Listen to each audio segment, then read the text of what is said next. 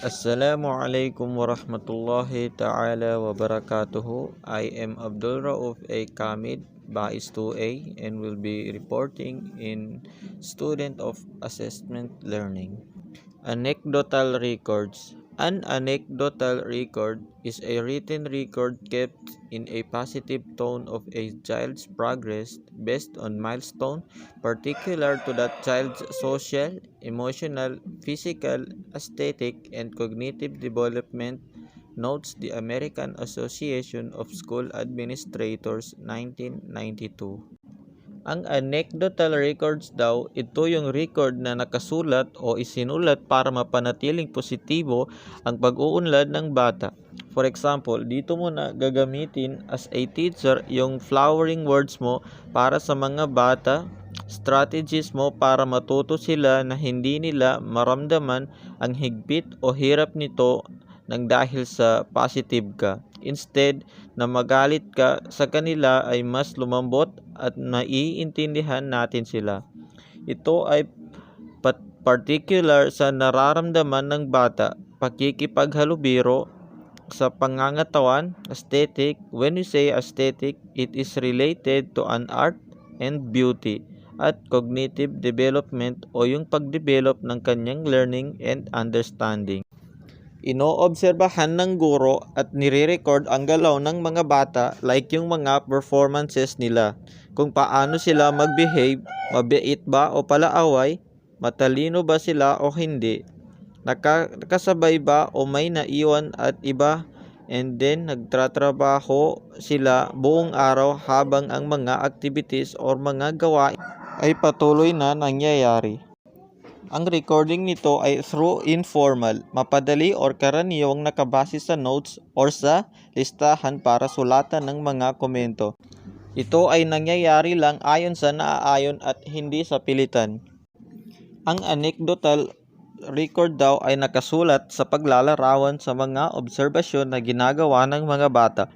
For example, ito yung mga ginawa nila whether good or bad, their performances, and their behaviors. Pwede itong i-record sa active list ng bata or sa kanyang account kung ang sinasabi niya at ginagawa niya ng bata sa mga oras na yon. Halimbawa, maingay ito, madaldal, masunurin, mabait, at iba pang pwedeng gawin ng bata during those time.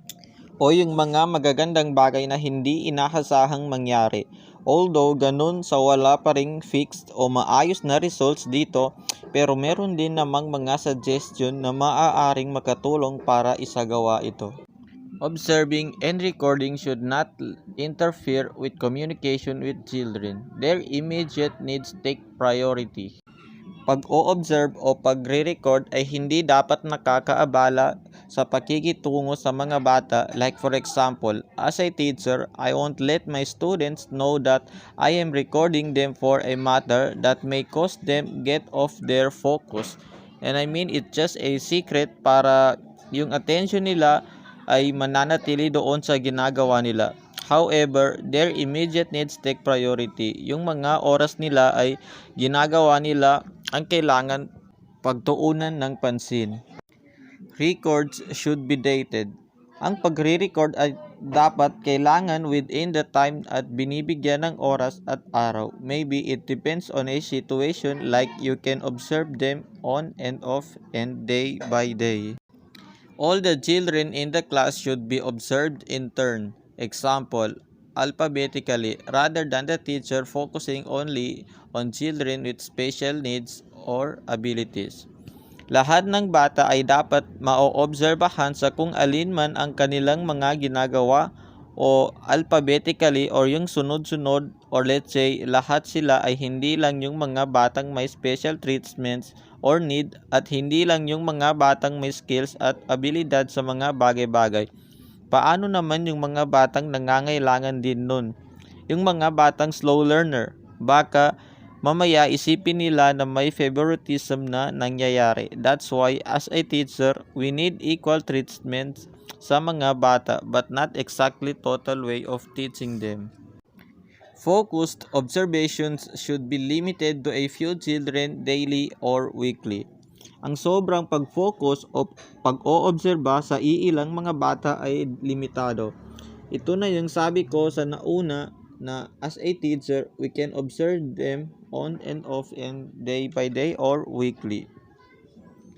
Each child should be observed in a variety of situations. Example, arrival, dismissal, free play, teacher-directed activities. Bawat bata ay dapat na oobserbahan sa kanilang iba't ibang ginagawa sa iba't ibang sitwasyon. Halimbawa, kung ano ang kanilang ginagawa sa oras ng kasiyahan at sa oras ng kalungkutan. In that, we could use that opportunity to teach them not just an academic matters but also a lifetime lessons. Records should be factual and should exclude personal reactions and interpretations. Ang records ay dapat base lang sa kung ano ang katotohanan. Hindi pwedeng magsalaysay tayo ng mga bagay-bagay na o sumulat na hindi naaayon sa mga ginagawa nila at dapat din na hindi sila isali ang kanilang mga personal reaction or let's say privacies. Siguro para iwas pahiya na rin sa kanila and to avoid unpleasant consequences and the way how they interpreted things. The teacher should make notes brief using abbreviations and blanks then. If necessary, fill in the details after the children have left. Kung maaari lang ay dapat gumawa ng sulat ang guro gamit ang abbreviations o ang pinaikling salita at blank space at kung kinakailangan. Isulat na rin lahat ng mga detalye pagkatapos umalis ng mga bata like yung mga ginawa nila, actions and activities and their performances throughout the day. The child being observed should not be compared with others. Hindi dapat kinukumpara ang mga bata sa isa't isa or based on their performances because this might be the reason for them to underestimate each other, bullying each other and even losing their self-confidence. Students should be made aware of the purpose of observations and recording since awareness is the first step towards self-assessment. Dapat malaman ng mga estudyante ang layunin o purpose ng pag-oobserba at pagre-record sa kanila ng guro. Tayo, as a teacher, kailangan din natin ito ipaalam sa kanila in the best and clearest way we can since ang unang hakbang sa self-assessment o pag-develop sa sarili ay ang awareness or we can say to know anything and to search for it. Kasi hindi natin ma-develop ang ating sarili as a child, as a person, or even as a teacher if we don't seek to know and to learn things. Adhesive backed paper, scrap paper, and index cards and pencils could be planted around the room and or carried with the absorber as much as possible so that they are readily available for recording noteworthy experiences. This time, parang kukuha ng observer o tagapagmansid ang guro upang matulungan siya and they need to store such a adhesive back paper, mga bagay o pangyayari na sa likod lang ng papel nakasulat, not totally sure. Scrap paper or index cards ay dapat always ito dala-dala ng observer para parati silang handa na i-record at isulat lahat ng mga nangyayari. Like for si ganyan ay masunurin, si ganyan ay mabait, matulungin, or any other things so long as positives. Anecdotal comments could be recorded on adhesive back paper and then affixed to a large chart that lists the students and the days of the week. At the end of the week, the recorded information could be transferred to its students' files and the chart could be reused the following week. Maaaring isulat ang anecdotal record at mga komento nito sa iisang adhesive back paper. Ito ay parang isang malaking scrapbook na papel based on my understanding and i-attach o ilalagay sa malaking chart or yung mga nakikita natin na nakadisplay sa pader na kung saan ay nakalista doon ang mga estudyante, their names, grades, and the days of the weeks. At sa katapusan ng linggo, ang mga nalikom na impormasyon ay maaaring ilipat sa kanilang mga files sa kung saan nakalagay lahat ng record nila, whether it is good or bad record, at pagkatapos nila makuha, pwede rin o maaari pa rin magamit ulit yung chart sa mga susunod na linggo. Notes should be organized in a systematic fashion. Example, file folders, notebooks, electronic data files. The patterns of development of each child become obvious if consistent records are maintained. Dapat organize o malinis ang bawat notes ng mga bata, like sa folders. File folders is something like a private one. Sa notebook, electronic data files. Ang patterns or way of development of a child is obvious at ito ay magiging visible kung patuloy na nami-maintain at maayos ang record ng bawat bata. Observation checklist. Ang observation checklist ay particular na listahan ng mga concept o pagkakaunawa, kakayahan, prospeso o mga ugali. Ito ay ginagawa upang madaling mai-record ang presensya o kinaroroonan at kakulangan ng particular na katangian o pagkakaunawa. Kung ang parehong checklist ay palaging nagagamit at sa lahat ng oras, ang haba ng pagkalinlan ay maayos o mabuo. Ang checklist ay karaniwang ginagamit ng guro sa mga oras o sitwasyon na kung saan gusto ng guro na obserbahan ng maigi ang impormasyon ng kanyang mga estudyante tungkol sa kanilang pag-uugali, kakayahan o abilidad, proseso, kilos o saloobin at kanilang mga gawa. Halimbawa, ito ay nakakatulong para i-assess o masuri ang kakayahan nila sa pakikipag-ugnayan at pakikipagtulungan para matuto. Lawak ng pakikipag-participate nila at ang mga physical na kakayahan nila. Ibang mga payo o suggestion na paggamit ng observation checklist ay ang mga sumusunod. What is a valid and reliable observation?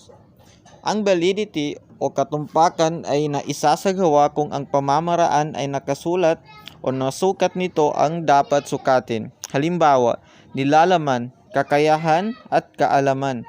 Ang reliability naman ay kung ang pamamaraan o kasangkapan ay susukatin na ang nilalaman, kakayahan o kaalaman ay tamang-tama sa kabilang ibayo ng mga estudyante, klase, paaralan at iba pa. What type of results do you get with observations? Ang observations ay sinasagot ang mga tanong ng madali. Ano nga ba ang karanasan ng mga bata ngayon? Anong ang ginagawa ng mga estudyante? Ano ang naoobserbahan mong kinakalabasan ng iyong classroom? Ano ang iniisip ng karamihan sa iyong mga tagapanood? What is a good observation report? Ano nga ba daw ang magandang observation report? Ang magandang observation report daw ay yung maikli lang. Maiksi subalit malaman na dokumento na kung saan ipinapakita at inilalabas ang mga importanteng resulta. Halimbawa, ang purpose o layunin ng observation data o yung pagtipon ng mga detalye ay para ilarawan, hindi para husgaan ang pangyayari na obserbahan, mga gawain o aktibidad na nangyayari at ang mga tao na nakisali o nakilahok sa yaong mga gawain. Pero ayon sa mga naoobserbahan natin, sariling karanasan natin at pagkiling o pagkimpi ay palagi lamang sinisingit. Iniisip natin kung paano natin ginagawa ang mga bagay-bagay na magkaiba. Masyado tayong nakadepende sa kung paano tayo nai-involve o nakabase ang sarili natin depende sa kung gaano natin kagusto ang bagay. At hindi natin inaalam na baka sakaling may ibang paraan pa kung paano ipakita o isagawa ang kompromiso o kasunduan. Maliban diyan ay naboboard tayo at di nakaka-focus. Nakakalimutan natin kung ba't tayo nandoon at ang natatanging ang alaala o kaisipan lang natin ang nandoon at ang iba ay nasa ibang dako. Guidelines for practice.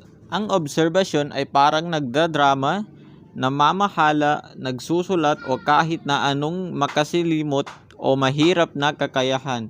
Ito ay nangangailangan ng ensayo, patuloy na ensayo, at ang pinaka-importante ay dapat ang tagapagmasid ay mayroong taglay na pakiramdam kung para saan at tanong o dalawang sagot na hinahanap niya sa obserbasyon. Ang particular na ito ay nakakatulong na lalo na sa pagdalaw ng pagkabagot. Ang magandang obserbasyon ay pwede ring maging napakahalaga para mapanatili ang tagapagmasid sa kanyang gawain.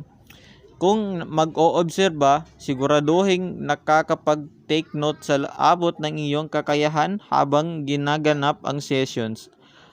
Habang lumilipas ang oras ay mas marami kang nakakaligtaan o nasasayang na data o personal information. Kapag maipon o pakapalin mo ang iyong notes pagkatapos ng event, pwede mo rin idagdag ang iyong palagay at mga tanong. Pero mag-ingat sa pagbibigay ng conclusion o wakas tungkol sa mga motivation. Hindi natin maoobserbahan kung bakit may ginawa siya na ganito, ganyan. Maoobserbahan lang natin sila kung ano ang ginawa nila. At bilang pangdagdag sa interview, pwede kang magtanong kung ano ang palagay o sa wakas nito tungkol sa kung bakit nangyari ang nangyari. Tandaan, ang paglalarawan ay makatotohanan, tugma at sa pamamagitan ng pagkuha ng notes. Iwasan na husgahan ang mga participants o yaong mga nakilahok. Halimbawa, si ano ay bored o nababagot at sa halip ay bumabase sa kung ano ang mga nalalaman at nakikita. Halimbawa, si ano ay nakapikit ang mga mata at nakatulog sa desk sa loob ng klase. Huwag malungkot kung nararamdaman mong parang may kulang. Hindi lang posible na maoobserbahan ang lahat ng bagay. Bigyan ng oras para suriin ng mabuti ang silid para sa mga gawain at saka mag-focus ng ilang sandali at sa mga bagay o sa mga piling estudyante. Panatilihin ang pagsubaybay sa oras at makakatulong din ito sa ating notes. Pakitandahan din na sa pag-oobserba ng puntong hindi formal na pakikipag-ugnayan at hindi inahasahan o hindi napagplanuhang mga gawain. Halimbawa, bakasyon, free time, pagdating at pag-alis at pati na rin ang hindi na nangyayari. Halimbawa, iyong minamasid o inoobserbahan kung gaano ba kabuti ang pagsunod ng mga estudyante sa mga patakaran o layunin. Pwede mong isulat kung walang pangangasiwa na naibigay o binigay. At pag-ensayohan din ang sinasabing humility o yung pagpapakumbaba at hindi mapaghusga kapag nag-oobserba at nagre-report. Kapag posible, asahan mo na walang masama o mali siya kung pareho kayong nag-oobserba at naobserbahan na rin. Ay magiging ganap na kayong dalawang mapagkaloob sa isa't isa sa inyong mga puso. Kulang na ang sakit sa ulo at mas magiging epektibo sa lahat ng bagay. Observation process. Preparation. Prior to observe. Bago pa mag-observe, makipagkita sa staff o kasamahan ng guro para pag-usapan ang tinitirhan o lugar at mga layunin. Huwag ipakita ang hindi pa nasabi para i-obserba ang klase, lalo na pag ikaw ang supervisor o employer ng guro na inoobserbahan. Maging malinaw o linawin na ang layunin ng obserbasyon ay hindi pampahirap o pahirapan at manakot. Ang layunin ng observation ay para maipon o magkuha ang data sa student learning at kung lahat o sa lahat ng abot ng kakayahan. At para mapahusay ang kaalaman, ipunin sa dami ng maipon na malalaking impormasyon. Pangalan ng nag-oobserba, pangalan ng gurong inoobserbahan, paaralan, tampukan, organisasyon kung saan ito nangyari. Sample observation prompts. Halimbawa ng maagap na obserbasyon. Kapag nag-oobserba ng classroom o silid-paaralan, makakatulong na magkaroon ng listahan ng mga pag-uugali o asal nila bilang pagkukunan ng pagkakikilanlan. Itong maagap na ito ay lumikha base sa tiyak na lugar at palaging nagagamit upang paramihin ang kalagayan. Ang mga sumusunod ay halimbawa ng mga pag-uugali ng mga estudyante na nakisama sa kasunduhan. Depende sa layunin ng mga aralin. Ang mga sumusunod na listahan ay maaaring unahin o pinaikli.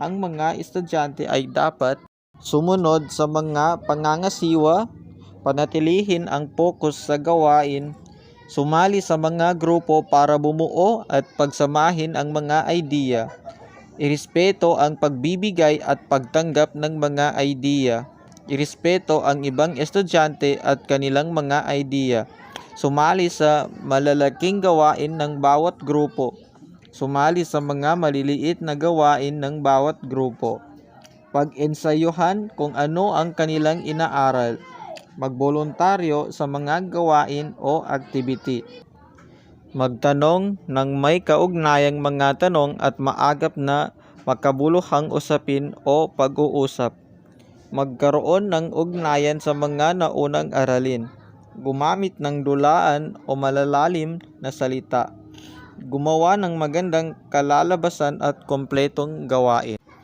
At dito na lamang po nagtatapos ang aking discussion. Nawa ay may natutunan tayo. Shukran, jazakallahu khairan. Masalam.